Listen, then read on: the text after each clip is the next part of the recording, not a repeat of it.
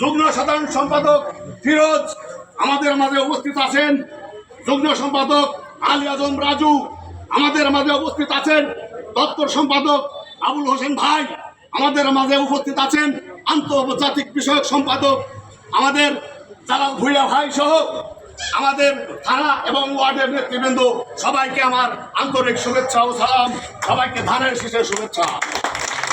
বাংলার সাথী বন্ধুগণ, আপনারা জানেন খুনি হাসিনা তিনি বাংলার মানুষের উপর বিভিন্ন নির্যাতন চালিয়ে মানুষকে গুম খুন হত্যা করে যখন আর কিছুতেই রক্ষা পায়নি পিছন দরজা দিয়ে পালিয়ে গিয়েছিল। তারপরও আমরা বর্তমানে দেখতে পাচ্ছি যাদের সাথে তারা হাত মিলিয়েছিলেন বাংলাদেশ জামাত ইসলামের দল, যারা 1952 সালে বাংলাদেশের সাথে বিভিন্নভাবে খারাপ কাজের সাথে লিপ্ত ছিল। এই জামাত ইসলাম 1971 সালে আবার আমরা দেখতে পেরেছি বাংলাদেশের বিপক্ষে বিভিন্ন কার্যকলাপে পিছন দরজা দিয়ে তারা এই ফ্যাসিস্ট সরকারকে সহযোগিতা করেছে। আমরা দেখেছি 1990 সালে এই সৌর সরকার ইরশাদ যখন ক্ষমতা ছিল তাদের সাথে আঘাত করে খুনি ফ্যাসিস্ট হাসিনার সাথে আঘাত করে আমাদের এই জাতিকে ধ্বংস করার প্রজ্ঞাপন শুরু করেছিল।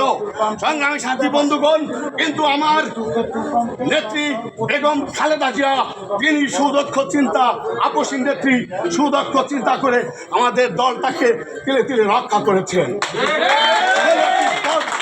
16টি বছর আমরা ঘরে থাকতে পারিনি, ঘুমাতে পারিনি, বিভিন্ন জায়গায় আমরা পালিয়ে থেকেছি।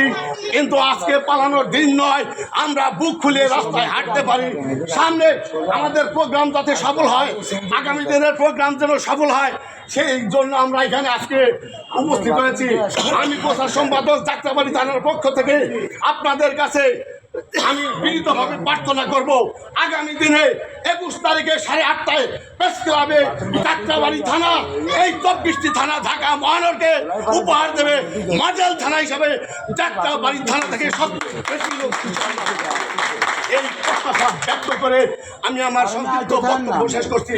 খুদা হাফেজ। বাংলাদেশ জিন্দাবাদ। শহীদ রাষ্ট্রপতি জিয়াউর রহমান অমর হোক। বেগম খালেদা জিয়া জিন্দাবাদ।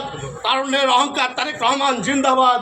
ঢাকা মহানগরের সম্মানিত সভাপতি জনাব ACM শাহ আলম জিন্দাবাদ। জিন্দাবাদ।